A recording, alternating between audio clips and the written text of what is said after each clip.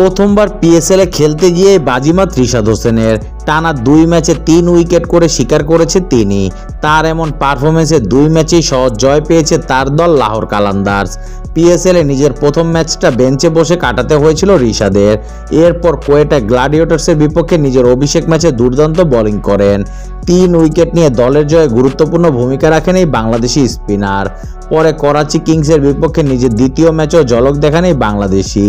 সেই সঙ্গে পিএসএল এ করলেন ক্যারিয়ার সেরা বোলিং। 26 রান খরচায় প্রতিপক্ষের মূল্যবান 3টি উইকেট তুলে নেন রিশাদ।